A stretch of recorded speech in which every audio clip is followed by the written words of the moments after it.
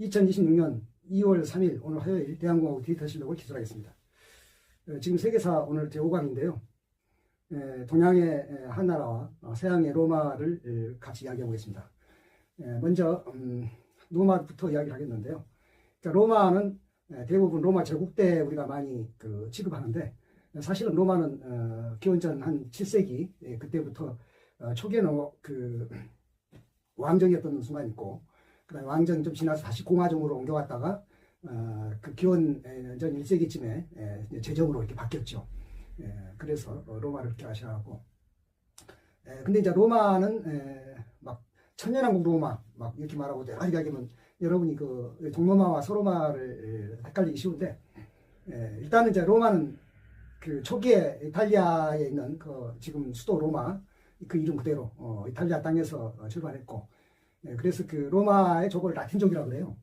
원래 로마 족을 라틴족이라고 그러는데, 그래서 뭐 중세 로마 때는 이제 라틴어가 이렇게 교회에서 사용되었었잖아요.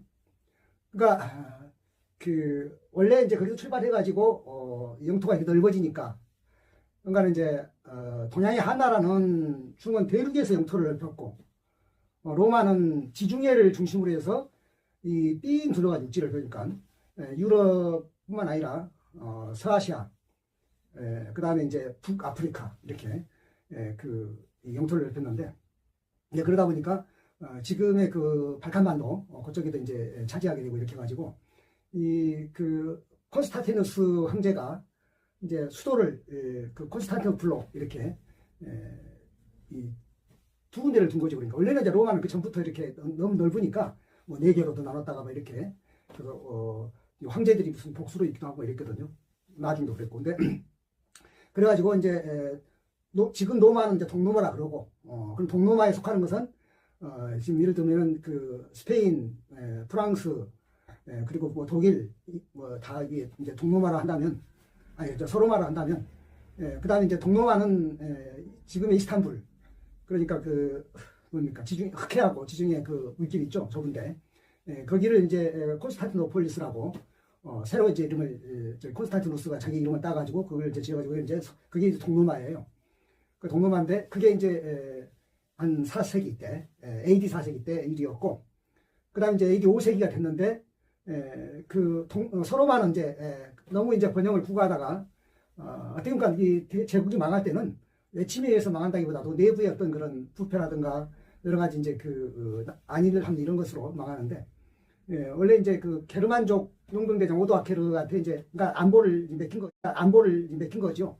말하자면 이제 이제 구준일이라고 하죠. 우리 요새로 말하면은 구준일, 어디 가서 싸우는 이런 일, 지키는 이런 것은 구준일이니까, 게르만 용병대장한테 이제 오도아케르한테 맡겼는데, 어떻게 보면 이제 고양이한테 생선 맡긴 게 돼가지고 오도아케르가 이제 용병대장인데 반란을 일으켜가지고 로마가 이제 서로마가 망해버렸어요. 망해버리니까 이제 그것이 5세기죠. AD 5세기. 그 다음에 이제 동로마는 그로부터 1000년 후에, 그러니까 AD 15세기에 오스만 투르크에게 망했다고 했는데요. 그러니까 이슬람 세력에게 망한 거죠. 그러니까 이거는 이제 뭐냐면은 기독교와 이슬람의 교체라고 말할 수가 있어요. 15세기에 있었던 일은, 5세기에 있었던 이런 서로마가 망했던 이런 라틴족이 게르만족에게 망했는데, 그것은 뭐냐면 이제 결과적으로 게르만족이나 프랑크족이나 이게 좀 뭐랄까 같은, 우리로 말하면 뭐 몽골족이다, 무슨 여진족이다 이렇게 하듯이, 또는 거란족이다 이렇게 하듯이 이 일종의 오랑캐죠. 그러니까 프랑크족도 오랑캐고 게르만족도 오랑캐인데, 우리도 뭐 몽골족도 오랑캐고 무슨 여진족, 거란족도 오랑캐고 그러는데, 그게 지금은 무겁잖아요, 흔적이. 유럽도 마찬가지예요. 그러니까 이제 그래가지고 이거 프랑크족이 전체적으로 서유럽을 차지하니까, 그게 이제 나중에 동프랑크, 중프랑크, 서프랑크 이렇게 나눴다는 거 아니에요? 그래가지고 이제 동프랑크는 이제 독일, 그 다음에 중프랑크는 이탈리아, 서프랑크는 이제 프랑스, 이런 식으로 그렇게 돼 있다는 것인데, 그거는 이제 800년대라든가 카롤루스 황제 때 이야기인데, 카롤루스가 쉽게 말하면은 본인도 이제 프랑크족의 뭡니까, 소위 말하면 오랑캐 출신인데, 우리 동쪽에도 보면 몽골족의 오랑캐 누굽니까? 칭기즈칸인데, 원나라가 어떻게 보면 중국화되어 버렸잖아요. 여진족이나 거란족은 더 말할 것도 없고, 더 먼저는 선비족, 선비족이 중국화 돼가지고 거기 사실은 그 나중에 당태종이나 수양제가 선비족 원래 출신이었다는 거 아니에요?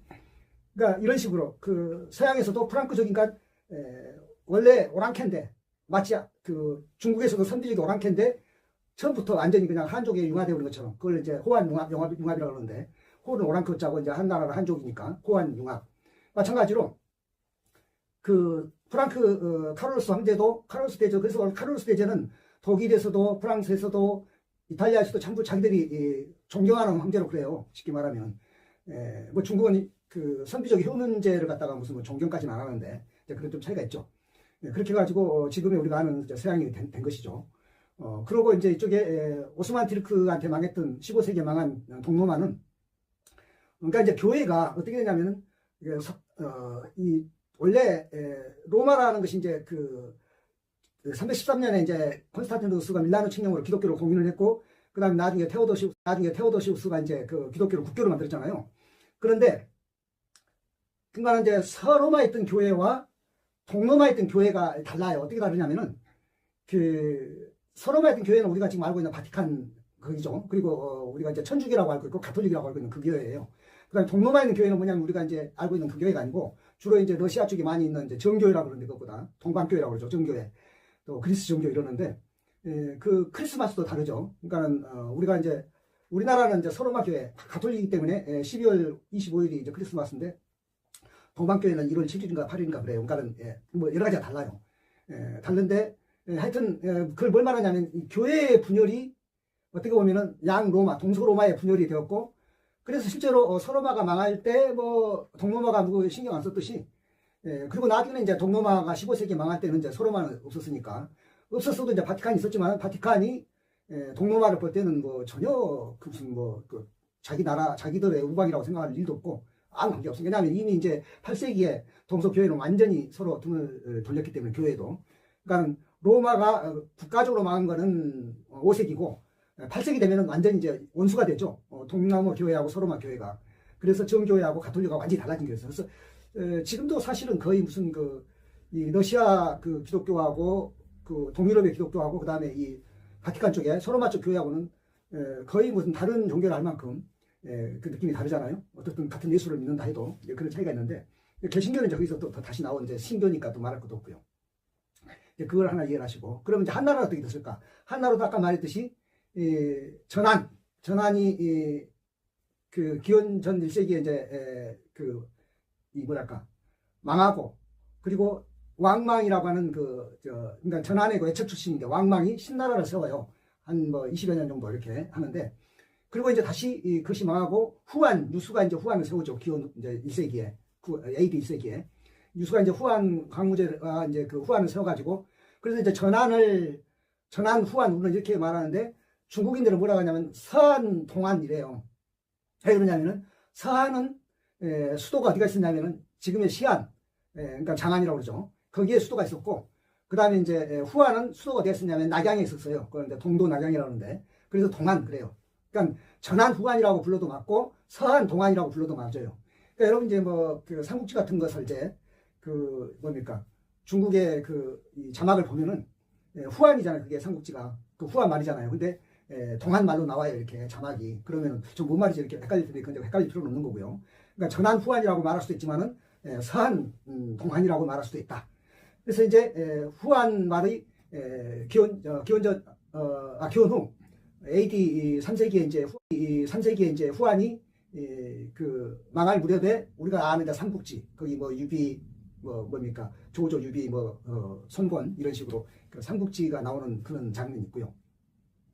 그리고 이제 삼국지는 조조의 이 나라가 다 통일을 이제 하는데 통일해서 그 조비가 뭡니까 그 삼국을 다 가지고 몇 대 이렇게 내려가라고 했는데 결국은 사마귀한테 이제 다 뺏기죠. 속된 이제 죽서가지고 개준다고. 사실은 그러니까 역사의 승자는 뭐냐면은 명이 긴 사람이 승자다. 삼국지 여러분 읽어보신 분들은 재밌게 보는데 그게 수많은 등장 인물들이 있는데 가장 오래 산 사람이 누구냐면은 사마귀예요. 그러니까는 역사든 우리 보통 시쳇말로 인생에서 가장 이긴 자가 누구냐면은 뭐 부자도 아니고 학식 있는 사람도 아니고 가장 오래 산 사람 명이 긴 사람이 이긴 자다 하듯이 사마귀가 삼국지에 이제 마지막에 이제 그 조조의 후예들이 차지한 천하를 그대로 이제 건너봤죠. 그래가지고 사마이의 손자가 사마염이 이제 그 나라 이름을 이제 이 나라에서 진이라고 바꿔요. 그래서 이제 그걸 이진 이렇게 말하는데, 다 그랬다가 어떻게 보면 사마염은 세상을 공짜로 얻었다고 봐야죠. 할아버지 덕택에. 그래서 우리는 저기 우리나라에서도 보니까 백제 의장이 삼천궁녀라고 말하는데, 이제 지금은 뭐 그걸 믿는 사람 없지만은, 뭐 궁녀가 많았던 사람 이 기네스북을 만약 한다 그러면은 어떤 사람도 뭐 진시황도 생각할 것 같고 뭐 다른 사람 생각할 것 같은데, 실제로 가장 궁녀가 많았던 사람은 그 사마염이에요. 그 진나라에 사마염이 궁녀가 많았죠.